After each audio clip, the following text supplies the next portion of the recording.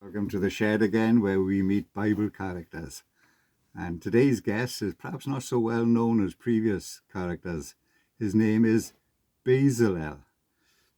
Basils lived in the time of the Exodus from Egypt to the Promised Land. He was a master craftsman, and he's got an interesting story. So let's hand over to him now and ask him to tell us something of his story. Thank you, Terry. My name is Basils. I was brought up in Egypt. We were slaves, but miraculously God saved us and brought us out of slavery into a place of freedom and a new life and a place in the Promised Land. From a young age, I just knew that I loved working with my hands. I was a craftsman. I loved making things. And I was encouraged by my father and grandfather to keep on using my gift. You know, when we started our journey across the desert, the amazing thing was, although it was hard, God was with us. He was with us as the people of Israel.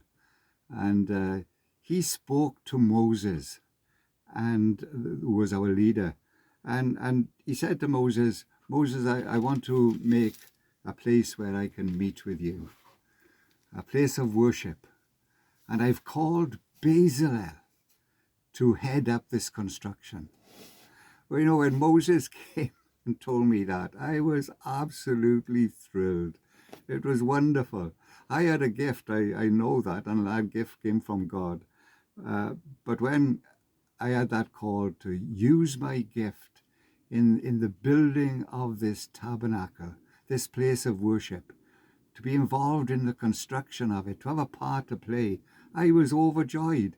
And Moses told me that I would have Oliab as my charge hand, if you like, and other craftsmen, and we were to be involved in this great work. So it was wonderful to be saved out of slavery, but then to have the opportunity to serve God was absolutely thrilling. And when I responded to that call, do you know what happened? I just felt filled with his spirit. I just felt enabled to do this work. Although the gift was mine, I knew it was all of him really, and he was going to do it through me. And that was a wonderful, wonderful realization. And then as time went on, you know, and we started looking at the plans that God had given Moses, and we realized we could use our skill in putting this into reality. You know, it suddenly dawned upon us, where are we going to get all this material from to build this construction, this quite amazing construction? And so Moses put out an appeal and asked the people to bring what they could to make this tabernacle.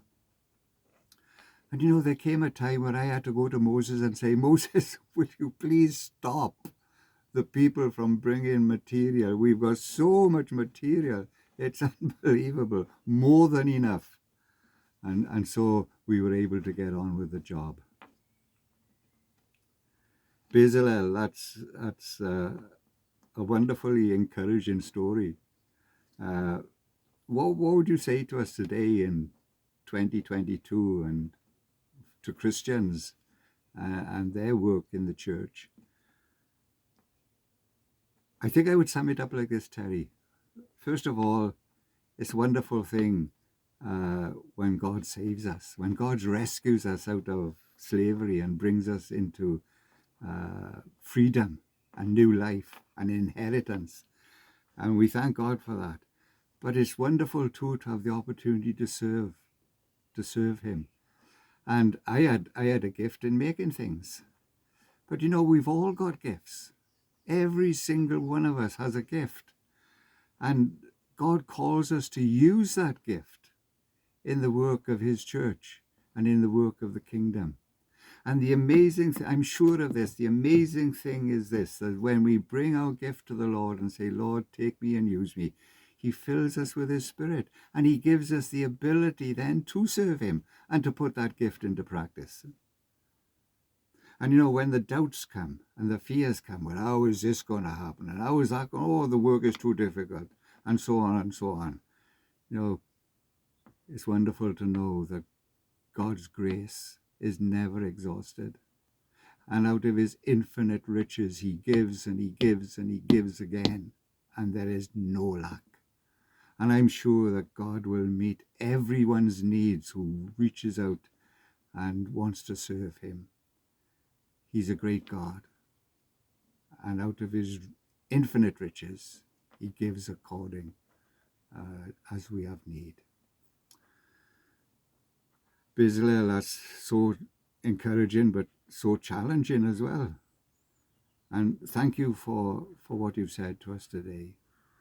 And let us all respond to that message. So God bless his word to us, and be encouraged, and let's serve him together.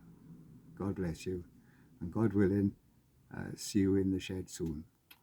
Amen.